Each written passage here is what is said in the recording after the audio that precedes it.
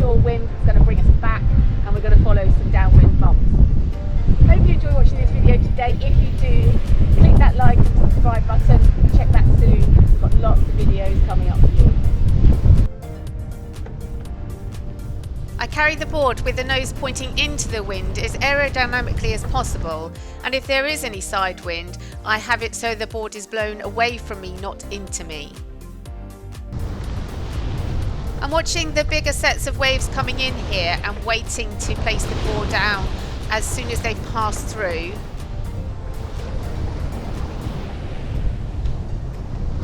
This way I can launch onto a calmer set of waves.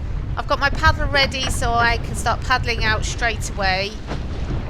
The size of the waves and the strength of the wind will determine whether I kneel to start or stand up straight away.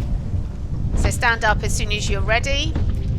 And then you're looking to trim the board, so if you see some bigger waves coming, you may want to get back a little bit further to raise the nose.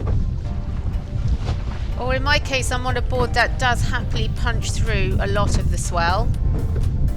Keep using your paddle. It is like having a third leg for balance. And keep looking. Sometimes you'll need to put a short, shallow stroke in, and other times a longer, deeper stroke as you go through or over the waves. Other times you may need to brace with the paddle on the surface.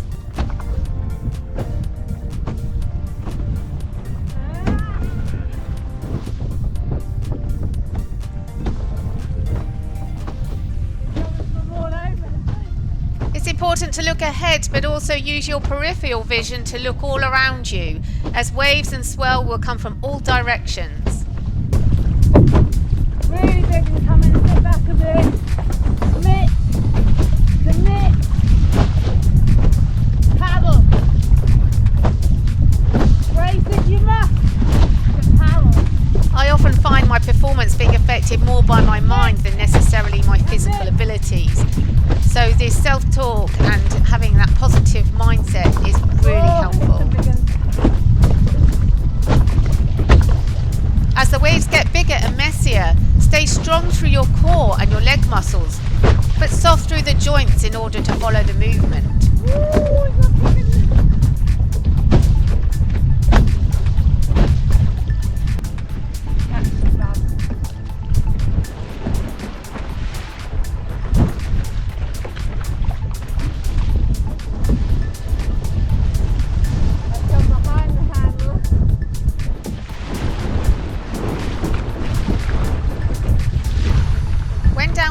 You can utilise the wider and rounder rails on some boards to be able to turn the board from the middle. Still getting to know this board.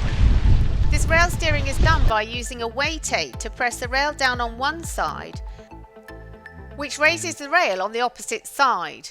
You can then use some turning strokes in order to move the nose of the board in the opposite direction to the paddling side.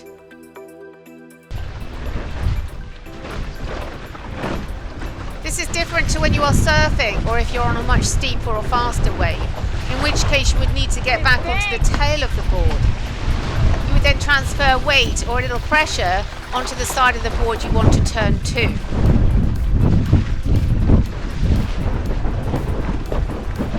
Right, here's a runner. Let's see if we can get on this. No,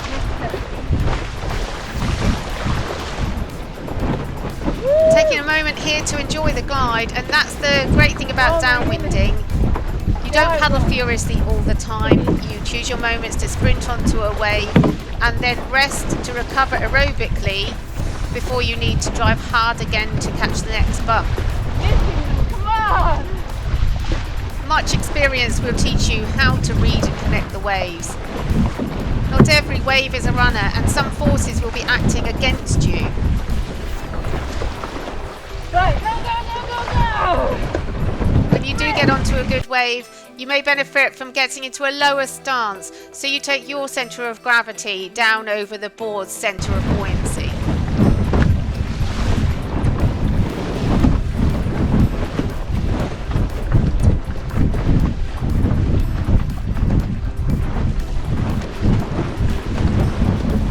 If you're pointing straight down the wave, you can sometimes end up with the nose of the board going into the wave in front.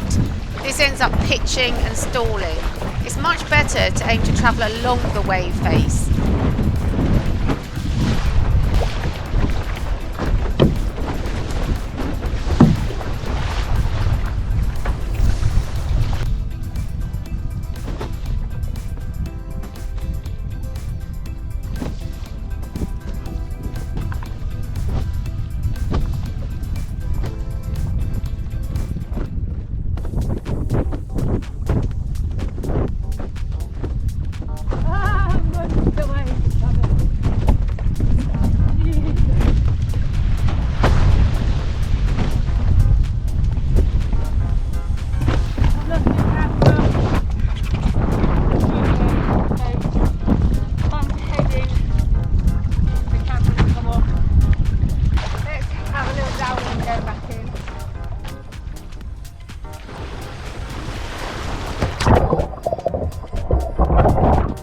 Well, it was a shame I had to cut the session short today, but check back soon because we've got lots of other videos coming up in all sorts of conditions.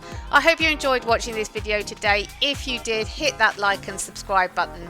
Thanks for watching.